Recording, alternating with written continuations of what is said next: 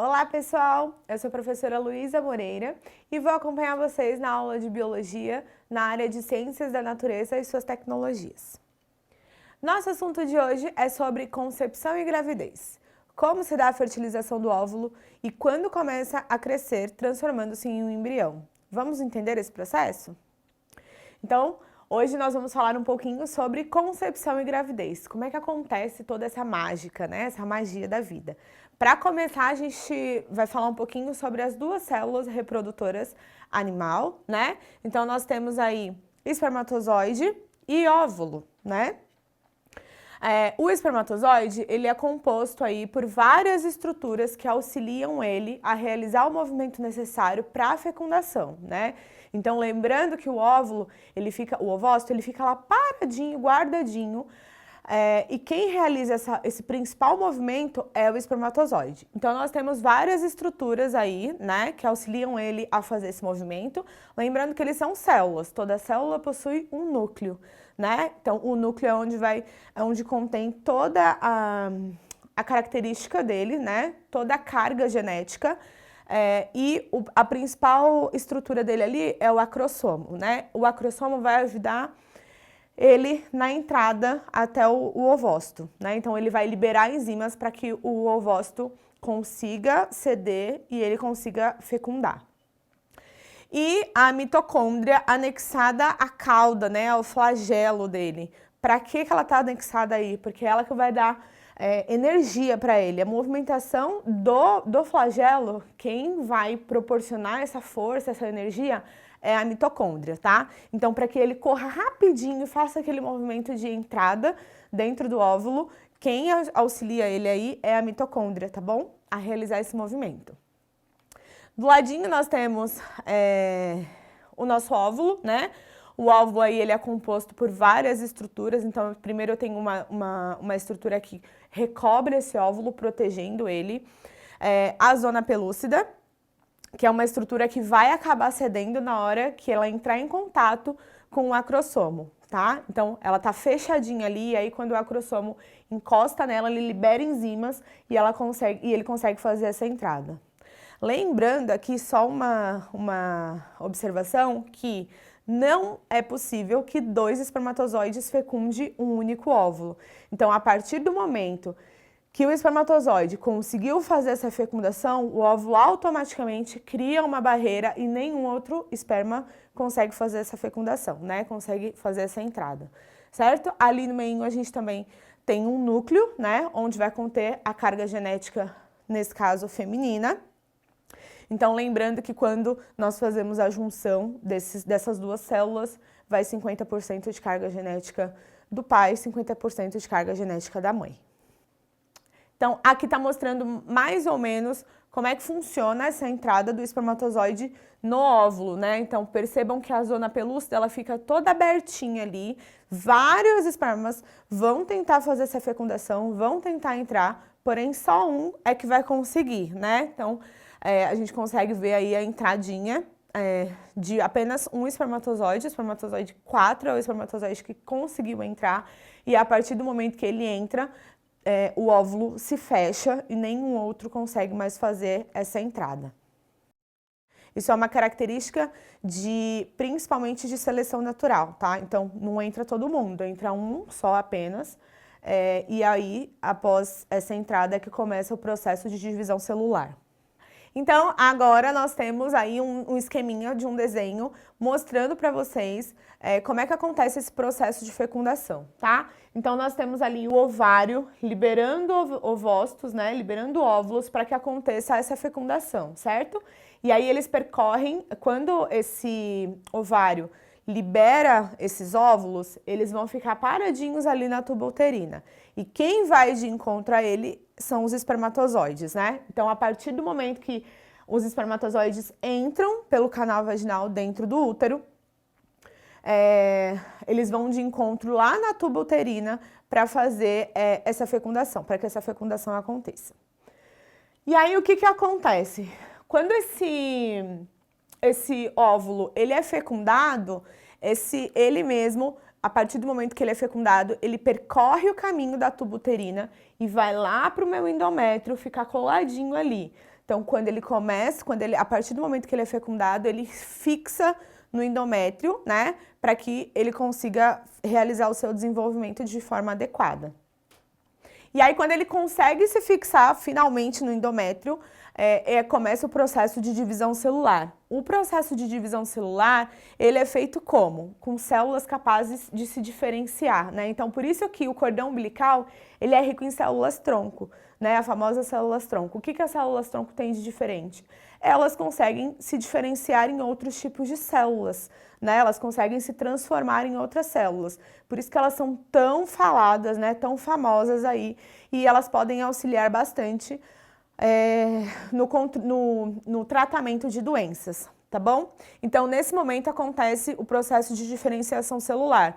Algumas vão formar tecidos de neurônios, outras vão tecidos musculares, enfim. E aí, esse processo começa a se diferenciar o que cada célula vai ser dentro daquele organismo. Lembrando que nesse momento são apenas células realizando divisões para que se forme um tecido, órgãos, sistemas e organismos, tá bom? Nessa etapa aí, eu ainda estou com a divisão celular, né? A divisão celular ainda está acontecendo, e aí ela começa a se multiplicar. Então, todos os dias ela vai se multiplicando até chegar ali na condição de blastocisto. É uma condição onde dentro dela é oco e ao redor dela é cheio de células. E a partir desse momento, o feto deixa de ser um aglomerado de células, né? Deixa de ser um embriãozinho e passa a ser um feto, certo? Então, a partir das 4 semanas é que o organismo já reconhece como se tivesse um feto mesmo, e aí começa a produzir hormônios para avisar que temos um novo integrante dentro do nosso corpo, tá bom? Aí nós temos mais um processo demonstrando para vocês como é que funciona o desenvolvimento desse feto, né? Então, vai das 4 semanas até as 20 semanas. A partir desse momento, ele vai se desenvolvendo, a placenta vai crescendo, né? A placenta é responsável principalmente por nutrir esse bebê. Então, o primeiro organismo que se forma aí para auxiliar no desenvolvimento dele é a placenta, tá bom? Rica em nutrientes para que esse bebê consiga se manter vivo dentro do útero. Além da placenta, nós temos líquido amniótico, que vai auxiliar esse feto a não sofrer impactos mecânicos, tá bom? Então, é como se fosse uma proteção mesmo, que vai proteger esse bebê contra impactos mecânicos. Além disso, também vai auxiliar no processo de desenvolvimento e nutrição do feto. Tudo isso acontece dentro do útero, né? Aquela estrutura que nós vimos nas outras aulas, pertinho ali do canal vaginal, e aí esse útero ele vai se expandindo dia após dia para abrigar esse bebezinho dentro da barriga da mãe. Além disso, nós temos o cordão umbilical, que é ligado na placenta, né? Então, a placenta é a fonte de nutrição do bebê, passa pelo cordão umbilical, chega no bebezinho, para que ele consiga se desenvolver durante todo esse processo. E aí, quando ele estiver prontinho para nascer, ele sai ali pelo canal vaginal, tá bom? Solta a vinheta da curiosidade.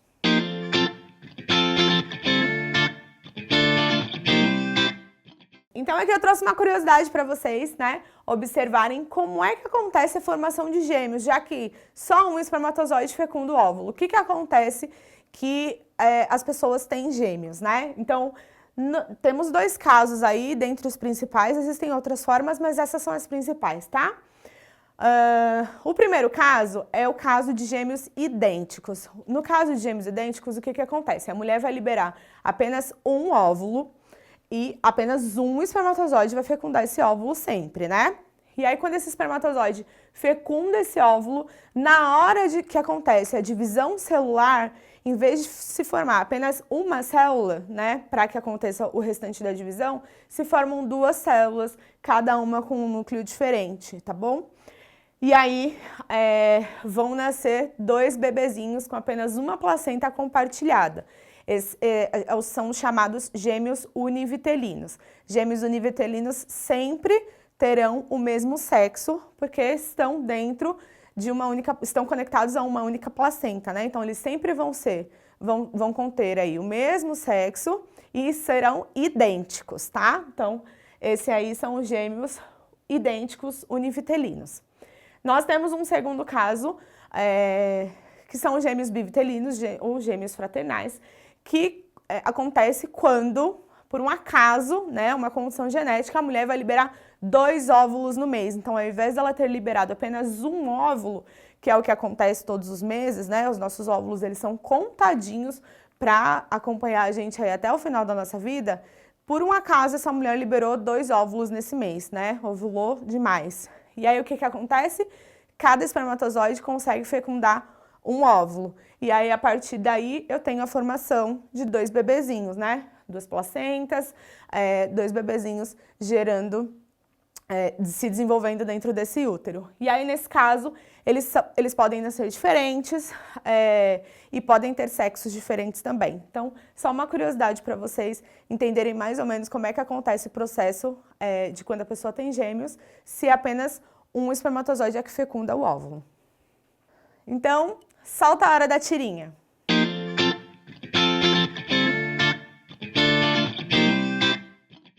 Aqui nós temos aí uma charge, né, na verdade.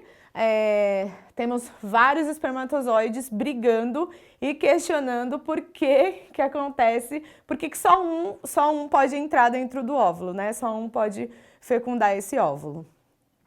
Então, já falei para vocês que isso é um processo de seleção natural, né? Então, ele seleciona aquele espermatozoide que tem mais condições para fecundar e que ele tem certeza que vai conseguir se desenvolver e gerar descendentes. A natureza, ela está interessada principalmente, né, em gerar descendentes. Então, quanto mais saudável esse esperma está, né, mais rápido ele consegue fecundar o óvulo e aí sim acontece lá, ele fica fechadinho e ninguém entra mais, tá bom? Bom, pessoal, chegamos a mais um final de aula. Espero que vocês tenham gostado. Para acessar outros materiais, acesse o link do Saiba Mais. E agora eu deixei uma frase aqui para vocês refletirem. 3 princípios norteiam a origem da vida humana: a consciência, a inteligência e a ciência. Obrigada e bons estudos!